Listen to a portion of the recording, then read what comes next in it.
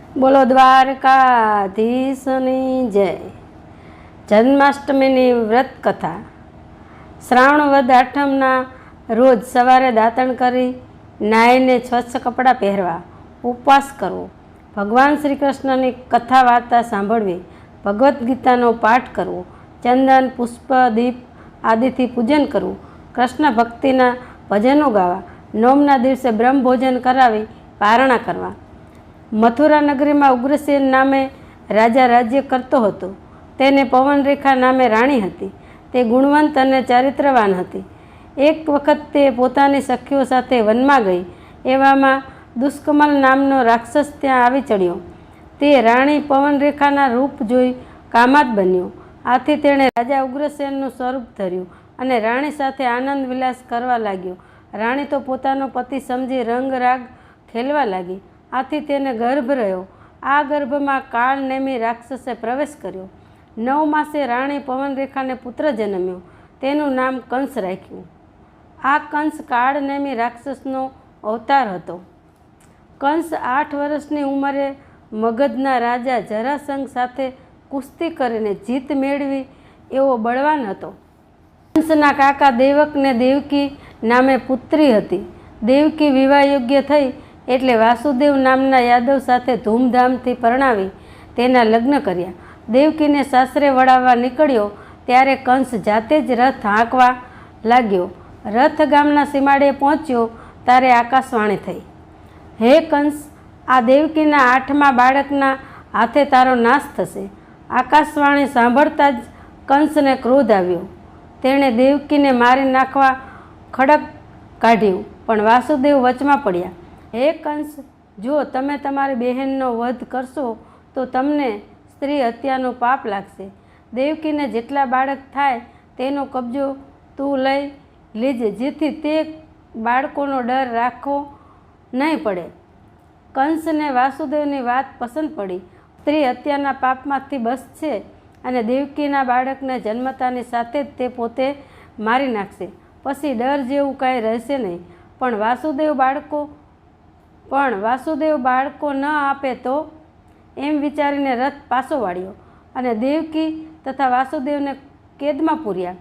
પછી પોતાના પિતા ઉગ્રસેનને ગાદી પરથી ઉઠાવી મેલી કારાગૃહમાં પૂર્યા અને પોતે મથુરાનો રાજા થઈ બેઠો ને પ્રજા ઉપર અનેક જાતના જુલ્મ કરવા લાગ્યો। પ્રજા કંસથી ત્રાસી ગઈ। દેવકી ગર્ભવતી બની। તેને કેદખાનામાં જ એક પુત્રને જન્મ આપ્યો। કંસને ખબર થતાં જ બાળક ઝૂંટવી લીધો અને પથ્થર ઉપર પછાડી મારી નાખ્યો। આમ દેવકીના 6 પુત્રોનો કંસે નાશ કર્યો। એ સમયે પૃથ્વી ઉપર ક્ષત્રિય કુળમાં ઉત્પન્ન થયેલા દૈત્યથી ઉત્પાત જાગ્યો। ત્રાસ સહન ન થતાં દુઃખથી પીડાતી પૃથ્વી બ્રહ્માજી પાસે ગઈ અને દુઃખની વાત કહી સંભળાવી। બ્રહ્માજીએ દુઃખ દૂર કરવા આશ્વાસન આપ્યું। પૃથ્વીનું દુઃખ દૂર કરવા દેવીઓ એક પછી એક પૃથ્વી ઉપર અવતાર લેવા લાગ્યા। દેવાંગનાઓ વ્રજભૂમિમાં ગોપીઓ રૂપે પ્રગટ થઈ અને દેવો ગોવાળિયા બન્યા। દેવકી 7મી વાર ગર્ભવતી બની ત્યારે શેષે પોતાના અંશથી દેવકીના ગર્ભમાં પ્રવેશ કર્યો, પણ યોગમાયાને આ ન ગમ્યું। તેથી દેવકીજીનો ગર્ભ વાસુદેવની બીજી પત્ની રોહિણીના ગર્ભમાં મૂક્યો। રોહિણીએ 9 માસે પુત્રને જન્મ આપ્યો। તેનું નામ બળદેવ રાખ્યું। રોહિણીના પુત્ર બલરામ શેષાવતાર ગણાયા। દેવકી 8મી વાર સગર્ભા બની। તે વખતે ગોકુળમાં નંદરાજા વાસુદેવના પરમ મિત્ર હતા। દેવકીજી 8મી વાર સગર્ભા બન્યા તે વખતે ગોકુળમાં નંદરાય વાસુદેવના પરમ મિત્ર હતા। તેમની પત્ની જશોદા પણ એ જ વખતે સગર્ભા બન્યા। જશોદાના ગર્ભમાં યોગમાયાએ પ્રવેશ કર્યો। દેવકી અને વાસુદેવ કારાગૃહમાં હતા। પોતાના 8મા પુત્રને ધાતકી કંસ મારી નાખશે એવી બીકથી દેવકી ભગવાનને પ્રાર્થના કરવા લાગી, હે ભગવાન, મારા પુત્રનું રક્ષણ કરો। શ્રાવણ મહિનાની વદ આઠમ આવી। મધરાત થઈ। દેવકીને પુત્ર જન્મ્યો। જન્મતાની સાથે કારાગૃહમાં પ્રકાશ ફેલાયો। પ્રકાશમાં શંખ ચક્ર ગદા પદ્મ ધારણ કરેલા ભગવાન વિષ્ણુ પ્રગટ થયા। હે પ્રભુ, રક્ષા કરો કહેતા વાસુદેવ ભગવાનના ચરણોમાં ઢળી પડ્યા। ભગવાન વિષ્ણુ દેવકીના ખોળામાં સૂતેલા બાળકમાં સમાઈ ગયા. વાસુદેવના હૃદયમાં હિંમત આવી. કારાગૃહના લોખંડી બારણા ઉઘડી ગયા. ચોકીદારો ઘસઘસાટ ઊંઘવા લાગ્યા. વાસુદેવ સાવધ બન્યા. બાળકૃષ્ણને સાબડીમાં સુવાડ્યા. માથા ઉપર મૂકી સાવધાનીથી કારાગૃહની બહાર નીકળી ગયા. યમુનાના ઘોઘવાટા દેતા પાણી પૂર જોશે વહેતા હતા. વાસુદેવના શરીરમાં દેવી શક્તિનો સંચાર થયો. હિંમતપૂર્વક તેઓ નદીમાં પાણીમાં ઉતર્યા.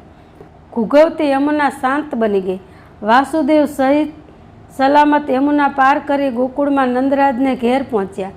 નંદરાજાને બધી વાત સમજાવી અને મિત્ર ભાવે પોતાના બાળકને સાચવવા સોંપ્યું.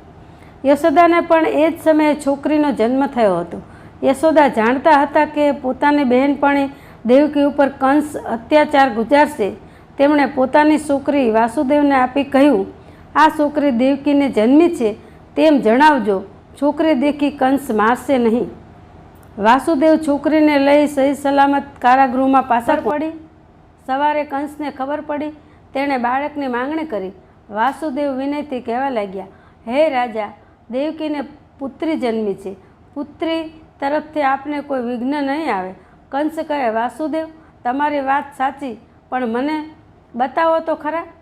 વાસુદેવે વહાલપૂર્વક છોકરીને ઉપાડી કંસને આપી. છોકરી લઈને કંસ ખડખડાટ હસવા લાગ્યો. વાસુદેવ, હું મૂર્ખો નથી કે જાતે જ મૃત્યુ વહોરું.